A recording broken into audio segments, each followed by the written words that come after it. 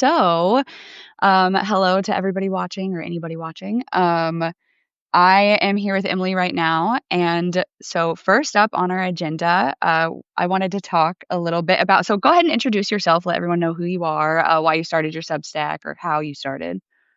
Yeah, so my name is Emily. I wrote a book called Soft Girl Era Mind Maps to the Heart. And at the beginning of the year, I was looking for a way to promote it. So, kind of just out of the blue, I was just like manifesting on it one day. I put some feelers out in the ether, and immediately, like, Substack came through one way or another. Okay. So, it was like super mystical. And I just fell in love with the platform immediately. So, pretty much all year since I Okay. think, what was it, like February, March, this is where I've been and just, like, putting Oh, out. okay. So we got started about like we started on Substack about the same time. Yeah, yeah. Well, that is awesome. So tell me a little bit. I mean, I've already done quite a bit of reading into, as far as, like, Soft Girl Era goes for your promo and everything, but go ahead and tell everybody a little bit more about that. Yeah, so I have a background in social work, and I also have CPTSD. I had a super rough, like, childhood and adolescence, and when I was super young, I was kind of able to see the duality in it and say, someday I'm going to write about this. Like, Okay. I'm not the only one who feels this way, even though situations vary. I think a lot of times we resonate with the same kind of story, right? Yeah, absolutely. So after I had my experience with burnout from social work, I took Mhm. a whole year off from everything, and then when I was rejuvenated and, comfortable in my nervous system again, I started to write Soft Girl Era. And that took about a year in itself between writing and designing and getting it set up as an Yeah. interactive ebook. Okay. Um, yes, and then I self-published. So it's been quite a journey. Yeah, I can But imagine. yeah, the book itself is kind of rooted in a little bit of personal narrative, but also like 14 key factors that I kind of went back and Okay. relived and was like, what worked for me? Like, what helped me get out of um, this hole that kind of opened up Yeah. after I started doing trauma therapy. Yeah, so Um, these 14 key factors, I'm so sorry, but, like, I wanna touch on those for a little bit, so can you elaborate? yeah, so when my psyche was kind of clear. I'd gone through everything and I was feeling like I was out the other side of it. I was like, what did I do that worked? Because there's only so much we can do in talk therapy. Like, I believe that a lot of, trauma healing has to do with like somatics, our nervous system, and just embodying our story and who we actually are. Yeah, So absolutely. when I was reflecting, I kind of realized that there were three main parts of my journey, which was like assessing the damage, which was like really looking at where I was and how I got to a point that caused the breaking point. Um, and Okay. then phase two, I called getting real with yourself, which was Ooh, really, okay. really digging into the formative chapters and experiences in life that kind of forced me to build up those barriers and those defense mechanisms. And then phase three, I called showing up for yourself because that was all about Okay. learning what boundaries really are, what they feel like, and the challenge of implementing them because that's a whole Okay. nother thing in Oh, itself. yeah, absolutely. I was gonna ask you, like, I want to expand a little bit more on the boundaries thing because it's something that I'm very, very familiar with. I've just through research or therapy myself or things like that, but I feel like a lot of people don't have a good grasp on what boundaries are and how to implement them, so if you could elaborate a little bit on that. Yeah, for sure. So, boundaries are unique to everyone, but I think a universal that we all experience is our inner monologue or some part of our nervous system saying, I don't like this. And I Yeah. think we're in a time in a society where we're taught to just push that down and do what you got to do anyway. Yeah. And, after time and time and time again doing that, we're eroding our sense of self. Okay, I that makes so much sense, and I really like the way that you phrase that, like eroding your sense of self by not advocating for yourself, and I really like that. I think that kind of pulling from that a little bit, on the boundaries topic, how to implement them is something that I feel a lot of people struggle with, myself included. I struggled for a very long time until, I kind of got a grasp on it. But how do you implement boundaries and how are boundaries different than like rules or anything like that? Yeah, so I think boundaries are a little bit more inherent to our system and the way it functions. Like we all have different tolerances for what feels comfortable, what we can tolerate. So for me, when I started incorporating boundaries, I started practicing them, like straight up rehearsing I love what that. I needed to Okay. say in certain situations. And, the first time that I had to kinda lay it down was with my brother, actually. Like, we got into a thing, and I had to tell him, like, "Listen, what just happened here does not feel good to me. And Right. you know that I'm going through all of this work and coming out the other side of it, so what you just did doesn't fly." And Okay. the world didn't stop, like, That's it kept hey. going. And yeah, from what I'm gathering, like that didn't ruin anything or burn any bridges or, Yeah, so I think, testing the waters with your safe people is a Yeah. great way to start Yeah. because, the people who really love you aren't just gonna jump ship when you say, "I don't like that," Yeah. especially for a person who has never verbalized things like that before. Absolutely, 100%. I think, the one thing that really helped me with boundaries, because I've noticed a lot of I'll just go ahead. I find myself veering off too many times, but what has helped me with boundaries and with implementing them is thinking about them more as rules for myself and what I will not put up with and not how other people should, like, treat me or talk to me or things like that. So when I'm thinking about a boundary, I'm thinking like I will not be spoken to this way. If you continue to do so, I will leave. Or like, I do not feel comfortable in this. Like, if this is how this is gonna go, I'm gonna leave. Whereas I do find a lot of people misuse boundaries and kind of label things that, orders for other people as boundaries. So definitely, I think you gave a really good, like, practicing with your, safe people first is sure very helpful. Yeah, I think also, like, removing yourself. Yeah. There's such power in that, like, stating what your boundary is and walking away if they don't, wanna live up to that. It does so much for your self-confidence and self-worth, and, Yeah. it also rebuilds those things that were maybe torn down in us at Yeah. previous points in our life. Okay, so on back into the phases that we were talking about earlier, on phase 3, showing up for yourself. So what else does that look like? Do you have any other examples?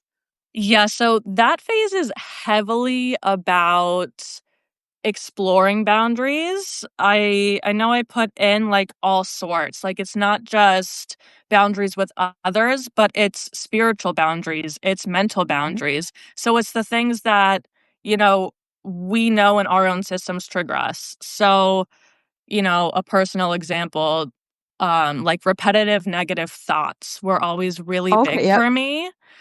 So a boundary with myself would be, when I notice those thought patterns coming back up, to reroute and rewire and take myself to a mirror. I love mirror Yes. work, Okay. and just rewire that pathway altogether. I love that, and I love that you, kind of onto, like talking about mirror work and stuff and how there's so many different ways to approach this. And Sam, I'm just now seeing your comment about how Olivia has great and very well defined boundaries, which is very true. All right, so we've kind of covered phase 3. Let's keep it going. I feel like for anybody who wasn't here when we first started, we are discussing Emily's ebook, Soft Girl Era, and it is an interactive ebook. So let's continue on. What? Yeah, and one of the funny things that I've noticed since, marketing the book is that, there's this connotation about softness and that it's, like, delicate and dainty and, like, all of Yeah. this, but the truth is that soft girl era is shadow work. It Okay. it's the work that a lot of times we're afraid to look at, that Yeah. introspective, like, deep dive that we, um sorry, I was just reading that comment, Yeah. Absolutely. that we just try to naturally avoid. So where does it differ from stoicism? I think it's just a really personal journey. I mean, in my experience and the position I wrote it from was, what I had been through. So I don't necessarily see it as stoic as much as I see it as inward reflection and really excavating who we really are. So I think a good way you had it 100% right. Kind of tweaking it a little bit is like a with what you're talking about in soft girl era and shadow work. That leans way more heavily on the, like, the spiritual stuff and the boundaries and all of that good stuff, whereas I could be wrong, but I think that, stoicism is, like, ooh, I could be wrong, but it was, like, a Greek thing, pretty sure, where they practice, like, controlling their emotions and, destructive behaviors and things like that, so it's very similar, but like you said, this one's more personal and more, like, interactive, whereas stoicism's kind of like a training, I guess you would say. Yeah, yeah, it's not really like a rigid guideline, it's Yeah. not super one size fits all, it's really about controlling what you can Okay, okay. control. Um, Then, yeah, I'm way wrong. well, I mean, we can't always control what's gonna happen, right? But what we can do is notice how it affects us Okay, and so and adapt how we live when the okay. world happens to us. So Sam is right, like controlling what you can control. But so where I think that stoicism differs now because I have it actually pulled up, where I think that it differs is that with the soft girl era, it's not all about control what you can control. Da, da, da. It's also about internal reflection, looking at your past, how your trauma has affected you, things like that. With stoicism, emphasizes that virtue is the key to a happy life, and that our perceptions rather than external events cause most suffering. The core virtues of stoicism are wisdom, courage, justice, and temperance. Um, a philosophy that teaches self control and fortitude to overcome destructive emotions by focusing on what you can control and accepting what you cannot. So, whereas this one, it's kind of like a square and rectangle thing. Like, sometimes, I don't even know this. I'm really bad at geometry, but it's like where like a square is sometimes a rectangle or whatever, what have you. It's like that. Whereas the soft girl era is a lot about the same things, but there's also so much more to it. Yeah, I think what's sticking out most to me is that, the concept of soft girl era is fluidity. We go through all of these phases and stages that the more we know ourselves and our true essence, the better we can adapt to what happens. So yeah, very similar, but also very good like connection, Sam. I like that a lot. So, getting back with that, we were talking about promo for your book, and, I can't remember quite.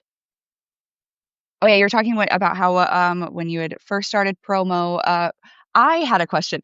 What would you say is the hardest part about promotion, especially as, like, a self-published indie author? What would you say is the hardest? I had no idea how difficult it was going to be to, uh like, the self-publishing was fine, it's just paperwork, but Yeah. but promoting it is a whole different thing, like, the world is such a huge place, and the mental health marketplace is so saturated. Oh, yeah. So when I wrote the book, I really aimed, to do something that I hadn't seen in a book before. Okay. Um, so promoting from that angle is just difficult because people, we know self-help books. We've seen them. A Yeah. lot of us have been to therapy. Like, it's not a new concept, Yeah. which I think is my biggest hurdle with this book. Yeah, I think that, because when I think, like, self-help books and things, I immediately get the ick, but that's because I have a lot of, like from what I know about self-help books, and a lot of the ones that I've seen are usually either, like, religion-based, like Christianity-based, or they're, um promoting things that I don't totally agree with. So I understand that, yeah, being super hard to promote that because, yeah, it's a self-help book, but it's not like, Right. not a Even, like, scam, I I promise. have a stack from that period of my life that I purchased and got, like, 3 prompts into, 3 pages into, and I'm like, "This just isn't what I need." There's Yeah. stats and there's all these things that say, "Well, you might be feeling this way because of X, Y, Z." I'm like, "I don't need you to tell me why I'm feeling what I'm feeling. I actually know that. Thank you." Yeah. Um, so Recover.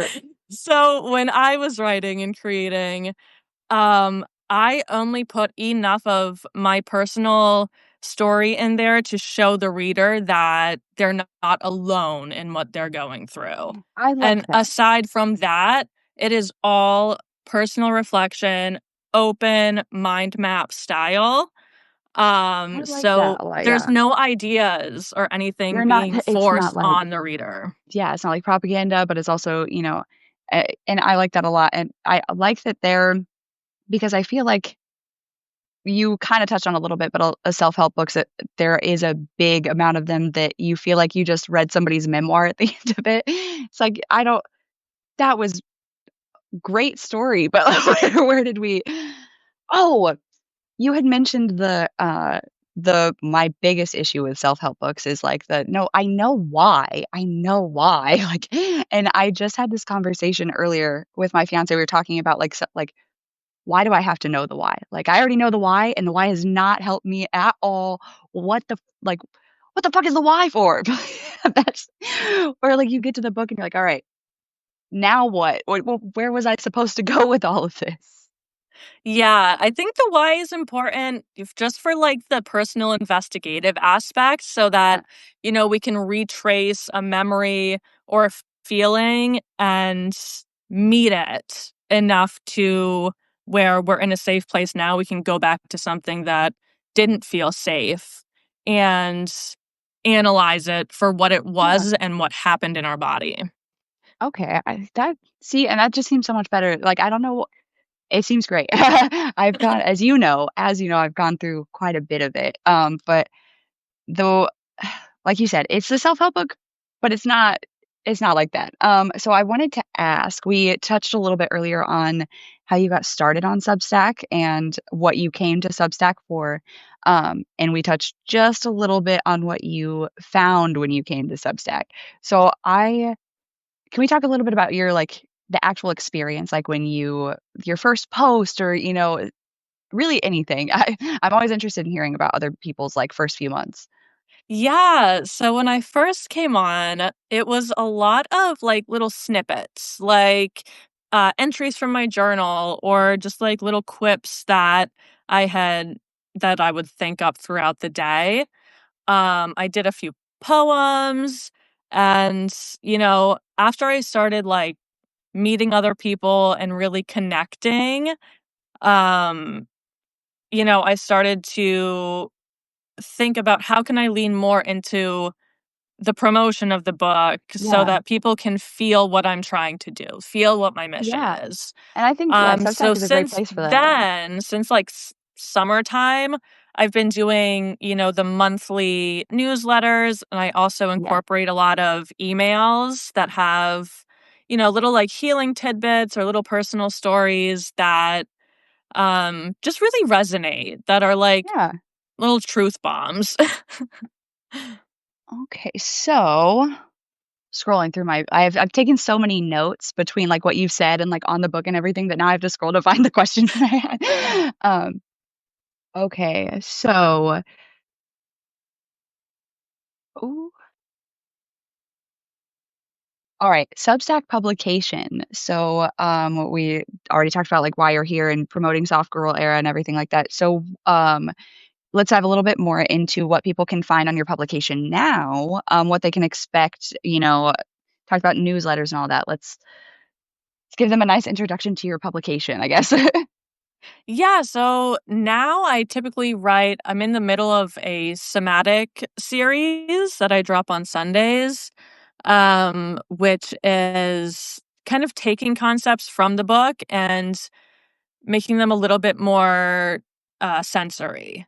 And I've been having so Okay. much fun with that. So I was just gonna run it through October, but I've decided to extend it a bit because Yeah. it's super therapeutic writing them, so I'm gonna keep them going for a while. Good. Yeah, because Yeah. I'm looking through these and, yeah, it feels like this is a really good way for people to kind of get an idea about, like, what your book is kind of like if they don't want to, like, jump face first into buying it, but, like, it's I like the format and layout and how it's, like, interactive is a really big thing. Riker, yes and no, this is kind of an interview a little bit, but also promoting Emily's book. Okay, so let's see. Man, now I feel all lost. Yeah, I need to have separate tabs for questions. Uh, okay, so one thing that I wanted to talk about is the kind of your spiritual, like faith-based aspect. We talked about like how the book addresses certain areas of your life, things like that. So how? I'm trying to figure out how to phrase this question. How would you say that your, like, soft girl era and your recovery has gone hand in hand with, like, other aspects of your life? Um, Honestly, they kind of, like, all mesh together because for so long, I lived under this paradigm of keeping myself small. Um, and, after my healing journey and coming out of the worst of it, it feels like it's an embodiment more than, like, a task at hand. Okay, okay. So What it's fun to, wh like, live it. Yeah, absolutely. What areas, I guess, to kind of rephrase the question, because 'cause I'm realizing that that made no sense, but what areas of your life would you say have, like, that this has affected the most? Like, doing the work through your book and, healing from the trauma and discovering rediscovering your sense of self. I had what yeah, other areas it's affected the most, I guess, whether it's confidence or work or relationships or what have you. Yeah, I mean, I think it touches everywhere, really. I mean, it's definitely encouraged me to take the entrepreneurial road and do things my way, my speed, and not have to answer to these systems at large anymore. Because that was, so draining. Like in retrospect, especially coming from social work, like that is just a field Oh, where you yeah. give and you give and you give and you give. And Yeah, maybe once every 3 months, you're like, oh my God, my work is paying off. yeah. So So now, I get those glimmers every day with well, interactions yeah. and, even just the joy in writing and putting it out there, fills my cup. So, Yeah, because I'm thinking about, like, just the difference going between, like, social work where it is so centered on, like, helping others, which is so admirable that, this has to be wildly different for you and that transition into, like, "Okay, I actually have to take care of myself. I actually have to, like, set boundaries," and all this stuff has got to be, like, a little bit jarring. yeah, it was there was like a learning curve with, figuring out how to rest and how to not be constantly productive. I Because, struggle with that. we're taught that output is success, Yeah. but I mean, at a certain point, you can only push so hard until your energy budget is depleted, and then what are you Yeah. producing? Nothing. That's a very that's a very good point. So in your opinion, since we've had this conditioning of like output equals success for so long, when you kind of break that habit, how would you say that you measure success? I, these days, like to measure success by how calm and how grounded I can be in various situations. Okay. That I like that. That's kind of how I do mine, like how I kind of measure success for myself as well, where for so long I've been such a reactive person, I guess you could say. And that now I look back on situations where I didn't overreact and I'm like, wow, that was pretty successful. Yeah, like, I struggled with hypervigilance for a very, very long time. So, my system was always on edge. Yeah, So absolutely. now when life happens around me, my system not sending out all of those red alerts feels successful. Absolutely. Okay. Yeah, I think that's all I had for like questions that were set and everything. But let's see. I definitely want to keep going. I want to talk more about the book, but I feel like I don't want to like give it all away. But are you working on anything currently? So we have Soft Girl Era published, all that good stuff. I'm gonna get the website to link in the comments.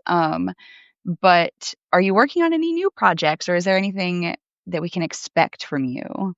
Yeah, so just a couple months ago, or maybe at the beginning of October even, I published kind of like a mini soft girl era, which is designed for youth and adolescents. It really Oh, leans into social emotional learning, was kind of my big demographic in social work, was working with youth. okay. So that came from direct experience. So it teaches, our young people how to identify their emotions and communicate them in a healthy and constructive way. So that's something that I'm Okay. really proud Well, of. now I've gotta hear it because I mean, I may no longer be a youth, but, but I wanna hear more about, like, how to identify emotions and how to control them and everything. I feel like that's a lesson that anybody could use. Yeah, so I initially kind of created that workbook as individual worksheets for the group setting that I was working in. Okay, So I really looked at what my teens were struggling with the most, and what tools, what metaphors could I give them to help them understand what's happening in their minds and in their bodies. okay, Similar to Soft Girl Era, the SEL workbook also uses metaphors, but I use a lot of like okay, visual aid in those. So, like the okay, intro worksheet is when I'm in control and when I'm not. So, for that analogy, we use I'm the driver when and I'm the passenger when. And they okay, are able to list the situations where they're in control versus what's not in my circle of control. And I made it really like parent and facilitator friendly so that it can be used at home or, in other group settings with kids. okay. That's yeah, Yeah. that's really nice. I have a lot of experience with working, with, like, kids in different areas, and I think that that's a really good thing. I know that, at least for me and a lot of people that I know, we never really learned how to feel emotions, like you had talked about. It was kind of like, how you're supposed to handle the emotions. Um, so if you can talk a little bit on, um like, how you identify though like, your emotions and how do you feel like, actually feel those things instead of just kinda compartmentalizing and moving on for them to hit you later. Right, right. So I think, you know, are you asking about from, like, a youth perspective or a general Let's perspective? go general. Let's go Okay. general. So, my absolute favorite tool is called the Wheel of Emotions. Okay, I already Um, love it. yeah, if you're not familiar, 10 out of 10 recommend. I love Wheel of Um, Emotion. I think that really gives language to what we experience internally.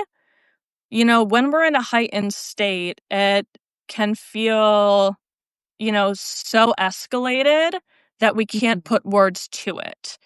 But when we, you know, spend time with a resource or Yeah. any kind of guide that helps us pinpoint exactly what that emotion is, we can distill it and break it down and figure out how we got there.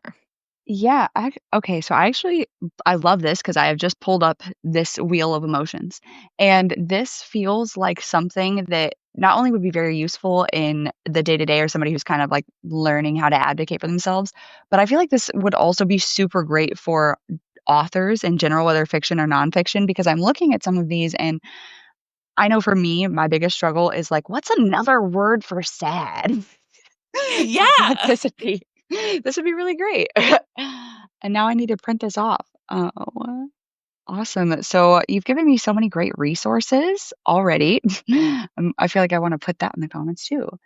Yeah, Um, absolutely. all right, so we have that, you were talking about that project that you worked on, the youth one. Is there anything else that, you're working on right now or something coming up soon or anything like that before we hop off here?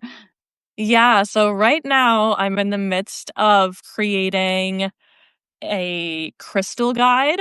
So I love like my Ooh, crystals and my geodes and like okay. all the energies that associate, with that.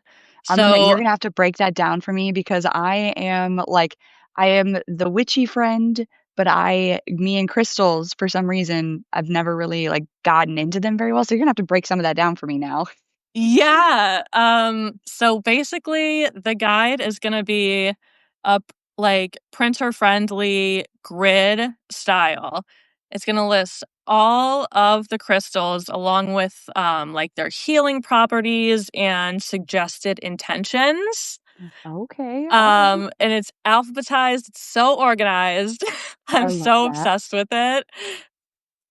I love that. Okay, Yeah. so we have our And the so, like, crystal I go to guy. a local crystal shop and I'm, like, picking them out, but then, you collect so many, like, even in my tray right in front of me, I have, like, a million. So so Okay, when so you're tell a me. collector and when you're learning, what they all are, it can be confusing. So Yeah, I was about to you ask you, can tell me, even, give like me they're your, like like. little 2 by 2 squares. So you can even, like, print them and put them underneath the crystal so that, like, you can study it as you're using it. So excited. I'm hoping to have that out by the end of this month. That is awesome. Okay, so by the end of this month, before we hop off here, I am gonna ask you, do you have, give me your, like, top 3 favorite crystals, what they're for, why you love them? I love calcite. This is my Okay. calcite. It's super calming, and it feels like it has, like, this nice soapy texture Ooh, that is okay. just so soothing. Um Ooh, selenite. I know I Have put to you on go the with spot. selenite because that's an angel stone, so that's Okay. always good for, intentional spiritual work, and I really love blue lace agate, which is also really pretty. Okay. Um, Ooh, she's alright. just a I pretty little love baby. that. Okay, well, I if I can type, oh my goodness. Um, well, I think that's all I have really set up and all the questions. And oh my gosh, I feel like we've gone into some really great things about boundaries and showing up for yourself and um, the soft girl era and all the mind maps and how it's different than stoicism. I love that. That was a really good question. Um, let's see. I think that's it. Unless you have anything else you want to talk about. Yeah, I'm cool. Okay. Thank you so much for having me. No, thank you. Thank you so much. I had so much fun. I For anybody that is watching, I've got a quick break before 8 p.m. before I hop on. Let's see, might have these switched, but yeah. So I will be back on at 8 p.m. Thank you again so much, Emily. I am going to probably reshare this live later and put a link to your book and your publication and where everybody can find everything. So Fantastic. Thank you so much. Thanks for thank everyone who you. watched. Yes, Victor. Yes. Okay. I knew. I was like, I don't know if I have them switched, but yes, of course. So I will be back on with Victor here in about 20 minutes to talk about his books and how he got started on Substack. So see you guys again soon. And thank you again so much, Emily. Thanks so much. Have a great night, guys. You too.